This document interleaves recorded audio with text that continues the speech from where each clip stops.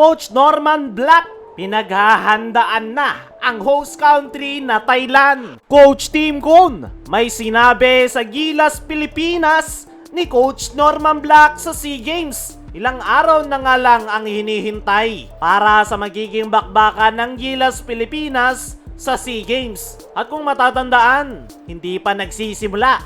Grabe na yung luto na ginagawa ng host country na Thailand para lang mapahina ang nag-ahari sa SEA Games na Gilas, Pilipinas, kung saan hindi pinayagang maglaro si Justin Brownlee at inubos yung original lineup. At ayon nga sa naging latest interview ni Coach Tim Cone, ay suportado nito ang Gilas, Pilipinas ni Coach Norman Black ngayong SEA Games. Nabanggit pa ni Coach Tim na kulang man sa manpower ang ating national team, ay very optimistic pa rin si Coach Tim Cone sa Gilas, Pilipinas ni Coach Norman Black, kung saan inihahalin tulad niya nga yan noong first stint niya sa Gilas noong 2023 Asian Games, kung saan hindi daw nakuha ni Coach Tim Cone yung ilan sa kanyang mga kursunadang player noon, gaya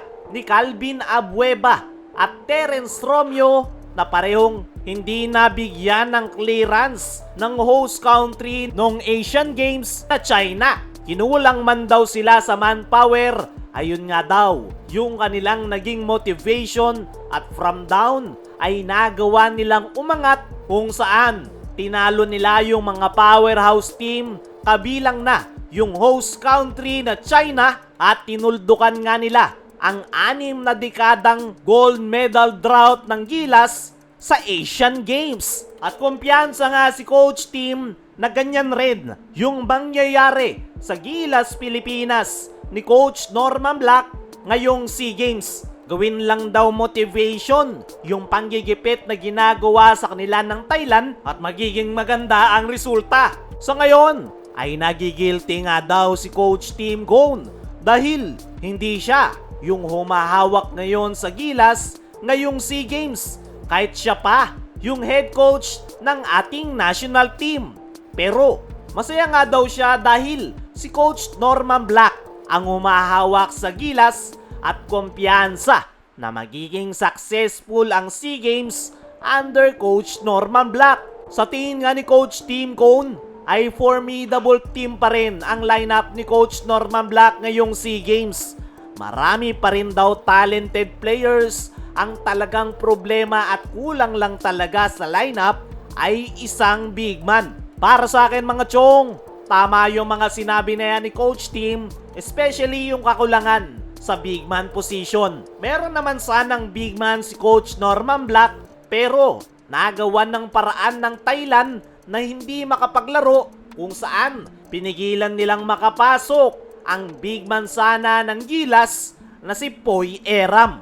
Gaya ng sabi ni Coach Tim, kumpiyansa rin ako sa Gilas, Pilipinas ni Coach Norman Black. At sana lang talaga gawin nilang motivation yung panggigipit na ginawa sa kanila ng Thailand. Dumako naman tayo dito sa kabilang balita. Coach Norman Black, pinaghahandaan na ang host country na Thailand. Wala pa sa schedule ng Gilas, Pilipinas na makakalaban nila ang host country. Dahil una nilang makakalaban ay ang Malaysia at Vietnam. Pero nabanggit ni Coach Norman Black na inumpisahan niya ng i-scout yung mga kupunan na possible nilang makaharap, gaya ng Indonesia, lalong-lalo na ang Thailand na parehong nasa Group B. Ayon kay Coach Norman Black, ay nakita niya na yung lineup ng Indonesia at Thailand, kaya naman ngayon pa lang ay pinag-iisipan na ni Coach Norman Black kung anong klaseng approach yung kanilang gagawin once na makalaban nila ang Indonesia at Thailand. Para sa akin mga chong, ang dalawang kupunan na yan ang magpapahirap sa Gilas, Pilipinas ngayong SEA Games. Dahil yung Indonesia ay yung pumapangalawa sa Gilas, Pilipinas na malakas sa SEA Games, at solid yung kanilang lineup, kung saan meron silang mga legitimate big man. Pagdating naman sa Thailand, ay kailangan talaga itong paghahandaan ni Coach Norman Black, dahil ito yung host country, pero yung pinakadahilan nga ay mukhang gigil si Coach Norman Black sa Thailand dahil sa panggigipit na ginawa sa kanila at sinira yung original lineup ng ating national team. Ngayon pa lang ramdam ko na yung gigil ni Coach Norman Black na makalaban ang host country na Thailand. Dahil grabe nga yung kanilang pandaraya na ginawa para lang mapahina ang Gilas Pilipinas. Once na makalaban yan ng ating national team, ayan na yung pagkakataon ni Coach Norman Black na makabawi at ipakita na malakas pa rin ang Gilas Pilipinas kahit pa ginawa na ng Thailand ang lahat para mapahina ang ating national team. Looking forward nga ako sa magiging bakbakan ng Gilas at Thailand. Sana lang talaga ay tambakan sila ng malala ng Gilas Pilipinas at kung mangyayari yan mga chong ay kahiya-hiya yan para sa Thailand dahil ginawa nila ang lahat para matalo ang Gilas pero hindi nila nagawa. Kaya mga chong, ano ang masasabi nyo? Pinaghandaan na ni Coach Norman Black ang Thailand. Ano rin yung masasabi nyo na suportado ni Coach Team ang Gilas Pilipinas ni Coach Norman sa SEA Games? I-comment mo lang dyan sa ibaba.